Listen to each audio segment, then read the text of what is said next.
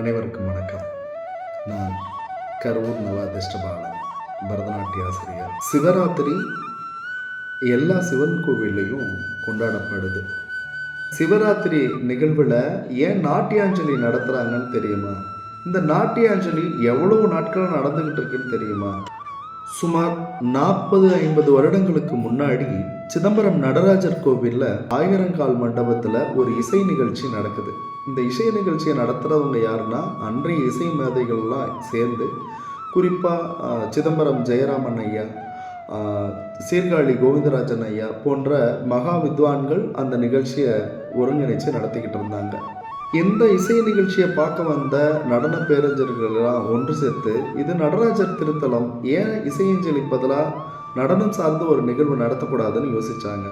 1981ஆம் ஆண்டு முதல்ல சிதம்பரம் நடராஜர் கோவிலில் நாட்டியாஞ்சலி விழா துவங்குறாங்க. அதை தொடர்ந்து தஞ்சை பெரிய கோயிலில் பிரகன் நாட்டியாஞ்சலி துவங்குறாங்க.